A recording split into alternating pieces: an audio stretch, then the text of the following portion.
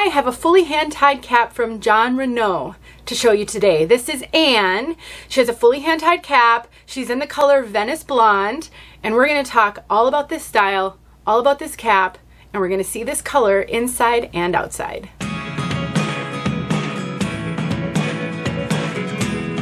My name is Denise. I'm also known as Hey Wig Sister on Instagram and Facebook. Name Brand Wigs sent me Anne so I could show Name Brand Wigs is a wonderful online retailer. They do an awful lot to support this wig wearing community, and they're always open to partnering with me on videos that I think are going to be valuable to my wig sister community. I will link this wig below as well as a coupon code, and I would just love it if you'd show Name Brand Wigs some love in the future because they do so much for us. Let's take a look at Anne from all sides.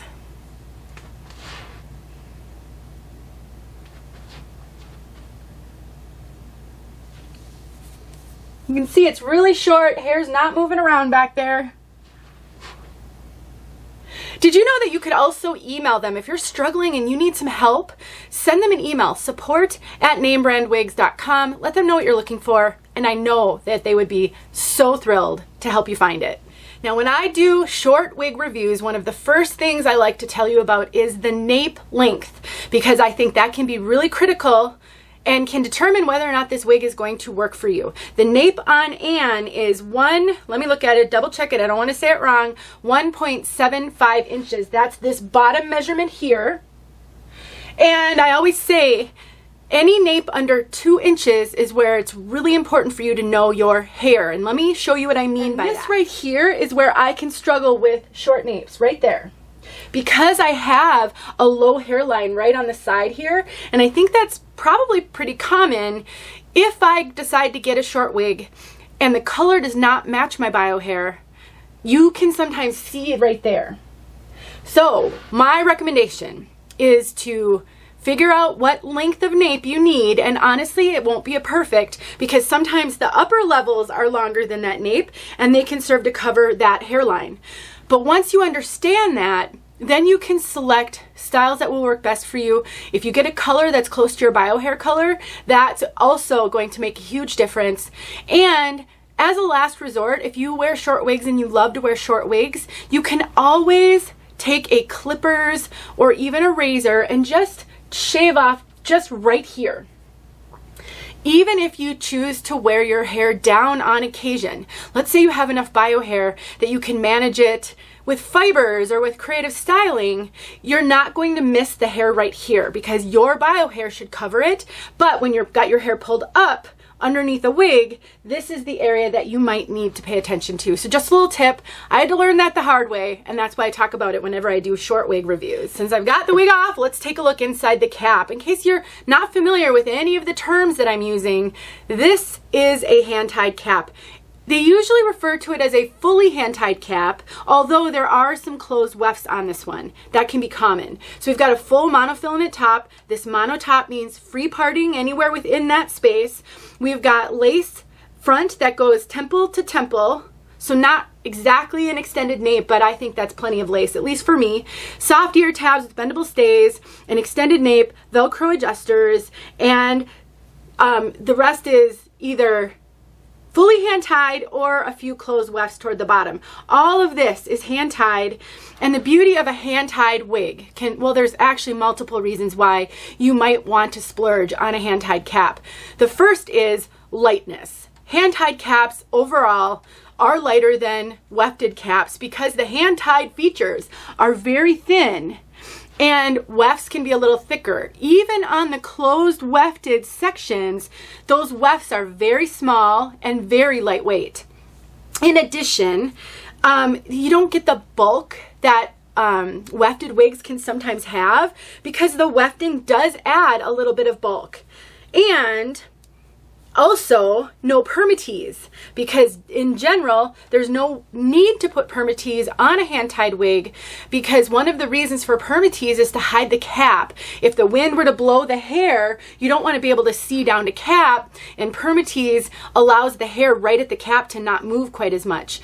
And you don't find that on hand-tied wigs. So lightweight, usually pretty sleek, not full, not poofy. You're not going to get a ton of volume out of a hand-tied wig unless the volume is through trait of layering and curls. Like this one seems to have a little bit of volume on the top. It has nothing to do with Permatease or even hair volume. It has everything to do with the layering and the slight wave. And like I said, no Permatease. So really just a cute, short, sassy style that I think is going to be really lightweight and cool for summer. This is the lace front. So you saw I showed you the lace when I showed you inside the cap, and there's that lace front. You can see they brought some of those highlights toward the front. So you can absolutely style this off your face. You can clip it up in clips, or you can wear it with just a full bang covering your forehead.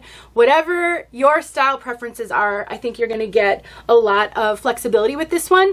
And because of that full mono top, you can actually shift the direction that the hair lays just by playing with it. So you can certainly part it wherever you'd like. If you want to use a little styling cream, get it some messiness out of this, piece it out a little bit. I really think that you're going to have a lot of flexibility with this piece if you want it. Anne is made out of heat-friendly synthetic fibers. And let me tell you, if I have an option between heat-friendly, regular synthetic, and human hair when it comes to short wigs, I will actually choose heat-friendly synthetic fibers every time. I love heat-friendly fibers on short wigs. I love that they don't really have a shine to them like regular synthetic can. I love the way they feel like hair. I just think that the way that heat-friendly look on these short pieces is the most natural, and the reason I choose it over human hair is because the style is baked in. I don't have to do anything to this piece. I can wash it and it's going to dry with this tiny bit of wave, and it's going to hold its style. I don't have to worry about rain. I don't have to worry about humidity. I don't have to worry about wearing a hat on my wig because it's going to hold the style. So I really do love heat-friendly synthetics, and on short wigs you are not going to have any extra special care just because they're heat-friendly fibers, because when you hear that heat-friendly are challenging to care for, that really applies to wigs that will rub up on your clothing. Friction is what is hard on heat-friendly fibers, and so therefore, no friction, no problem. I really think this is a fabulous wig made with my favorite types of fibers for a wig of this length. Overall, Anne is so darling. She comes in a ton of colors. This isn't the only color this one comes in. So if you're looking for something a little bit different, I really would click on the link in the description and go check out all of the color options. I personally can see myself taking little claw clips, doing little twists in the front, because I love the way those highlights look when you do a little twist with them, and wearing the heck out of her in the summer because she is just going to be so easy, throw and go, and nice and cool. Let's talk about this color. Venice Blonde, the code, the numbers for this color, 22F16S8. I can never remember that many numbers. 22F16S8. When you see an S and then a number in the Jon Renau line of wigs, that means it's rooted, basically shaded. So we have an 8 root, but it's a kind of a shadow. It's not a long root. It doesn't come down into the hair. It's really just at that parting where it looks like a shadow. And that's more of a medium brown. And then we've got a blend of blondes. We've kind of got a light ash blonde and a light natural blonde.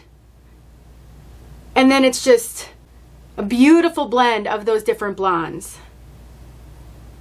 I would consider this a neutral color. No red, no real warmth. The light ash blonde is kind of what brings it down into that neutral territory. I wouldn't really call this an ashy color exactly. I don't think it's going to look gray in any lighting, but it definitely is not warm. Beautiful. I love colors like this. As I get older, I tend to gravitate more toward if I'm going to wear blondes, I'm not a natural blonde as you can see, then I'm going to go more toward the neutral to ashy blondes with a root versus the warmer blondes. I don't know why, that's just kind of where my preference is taking me. And this one is just gorgeous. Let's get outside so you can see this color outside. Let me know if you have any questions. Thanks once again to Name Brand Wigs. All the details are in the description below so that you can go check them out when you have a moment. Talk to you soon. Okay, I just pulled her out of the box. I have not filmed my review, so I'm not going to have a lot to say about this color right now. So you'll have seen my commentary already, and here is what it looks like outside. Sometimes I just pull wigs out and do the outside look while I've got decent weather and daylight. Oh, mosquito biting my leg. Mosquitoes have been worse than I can ever remember them. But this is only our third summer here. That's a marsh back there, and it's been so dry the last few years. We've had no water in there, and our grass has been dead. And it's been so rainy this year. It's sprinkling right now. There's that root. Sorry guys, I have another mosquito on me. From what I'm looking at here, what a beautiful neutral blonde.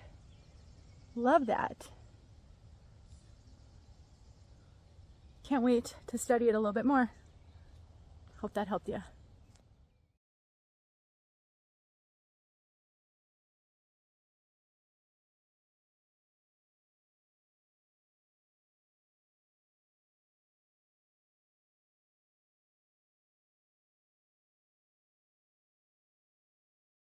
Hey friends, thanks so much for watching. Here are a few videos I think you might enjoy. Go ahead and click on one and watch.